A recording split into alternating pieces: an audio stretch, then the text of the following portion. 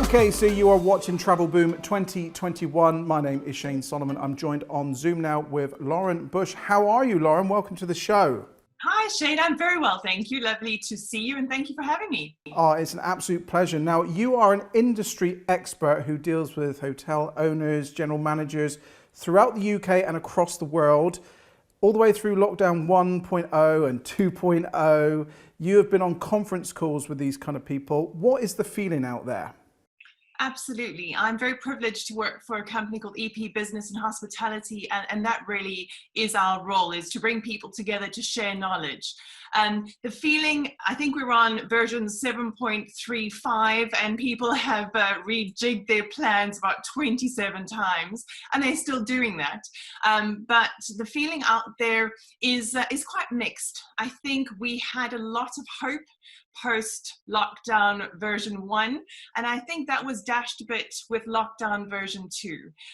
Now heading up to Christmas, some of the sentiment is that Christmas is cancelled because a lot of operators are looking at how much it's actually going to cost them to stay open and whether that is a viable option for them. And for many, it just isn't. So very mixed out there, and it's been very interesting to see how, because like you say, we are fortunate to have relationships all across the globe, and to speak to general managers all over. I actually spoke to one yesterday in Indonesia who was at 97% capacity, and that's without any sort of international travel, and it's 1,000 bedrooms. So it's one where it is different everywhere, but here very mixed. Very real conversations being had at the moment about the future for many, and it's not always looking bright, unfortunately. Well, you are joining us on our wonderful show here, Travel Boom 2021. I'm joined with Lauran Bush. Now, Lauran, at the moment, your personal feeling about people traveling, the importance of it, the kind of psychology perhaps around traveling, what's your thoughts on it at the moment? Because there's people just literally scared still to go out of their houses. Absolutely.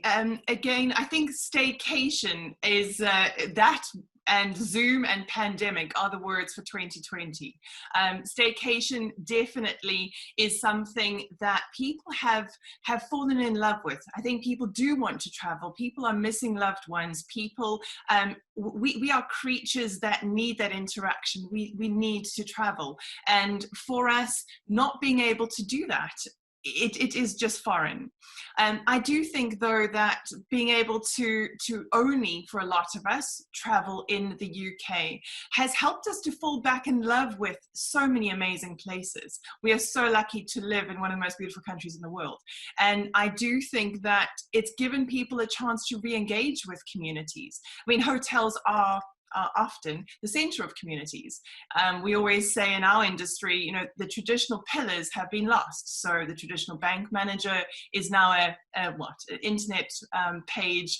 The solicitors, well, no one really ever wants to go to a solicitor. And when you then have got the hotel, the general manager, that is a center of a community. If you stay in a lovely hotel, you're not only supporting the hotel, you're supporting local farms, you're supporting local producers, you're enabling jobs. And in situations like this, we really do need to focus on that. And if we can do that and still go to beautiful places in the UK, I really think that that's important.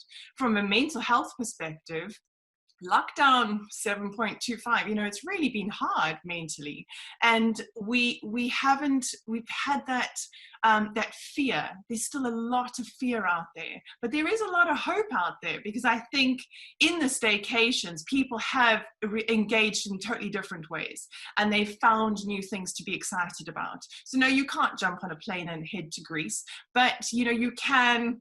I'm fortunate to live in the Cotswolds. You can head to beautiful little villages or beautiful countrysides, beach resorts that you didn't know existed. So there's lots of positivity there, and from a mental health perspective, we really, really need that. Quite. Well, I share a place where I live in Cornwall, like yourself in the Cotswolds, very beautiful, and there's been no shortage of visitors here during the most recent times. And in fact, I think probably the most visitors we've probably seen in Cornwall ever, I think, during the time. because people are desperate to get out. But the reason for this show and for our viewers is for people to get a bit of confidence from other people that are traveling, that are doing the staycations, and just seeking advice really, and listening from industry experts like yourself is very beneficial. Now, what is the hotelier mood right now at the moment, Lauran, and do they need us to travel locally? I think it's an obvious question, but... Well, the mood right now is that our industry, hospitality hoteliers, they are planning for the future. So they've a lot of them have done exceptionally well, like you say. I was one of the tourists that headed down to Cornwall, so thank you very much for Cornwall. I was able to spend a week or so there doing a bit of a go-away-cation. But it's very much them planning for the future. So hospitality hasn't traditionally embraced technology very well, but what we were forced to do is look at mobile apps, look at how we are more efficient, and listen to the customer, because it's all about giving the customer that feeling of safety so that they have trust, so that they then stay and enjoy their stay, and obviously then tell everyone about it so that they can keep coming. That's very much what has been done.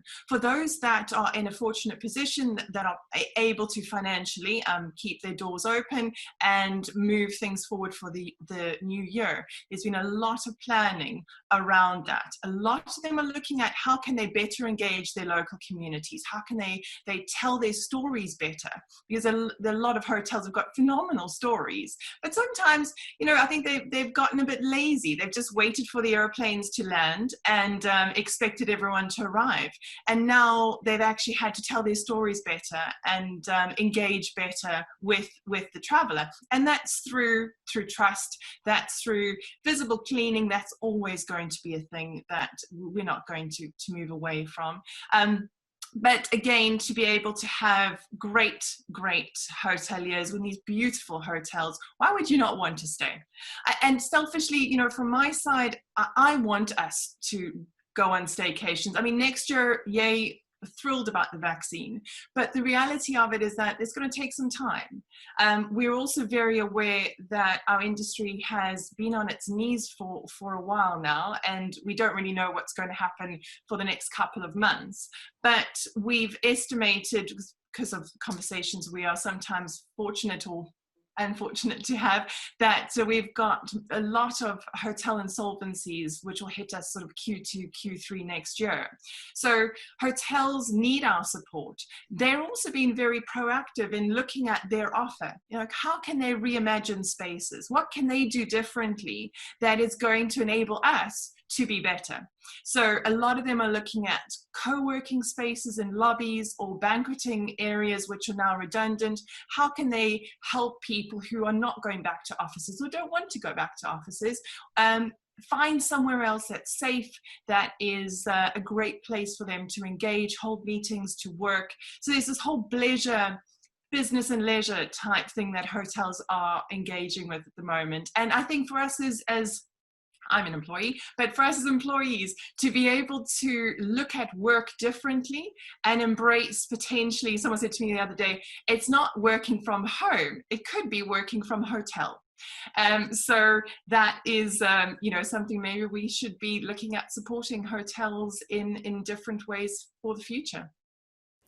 Quite well. What an insight. Well, Lauran, it's an absolute pleasure to speak to you, and thank you so much for deciding to come to Cornwall for a bit of a stay. I've not been to the Cotswolds for a long while, actually, so I am due a visit back there. But hey, we've got a connection now through the show. You are so welcome. Upper Slaughter is here. Well, thank you so much, Lauran. It's been a pleasure speaking to you. I'll leave you go now, but thank you very much, and safe journeys wherever they take you next. Thank you, Shane, and well done on this program. Absolutely. Everyone, keep traveling. Our hospitality industry definitely needs you, so please carry on doing your great work. Thank you very much indeed. Well, there we are, the lovely Lauran Bush there joining us on Travel Boom 2021. Keep your comments coming in. We love to hear all your comments coming in, good or constructive, bad, whatever you want to put there, put below. We'd love to hear from you. Now, our next person on the show, you might have recognized him somewhere on the television. We catch up with Silva.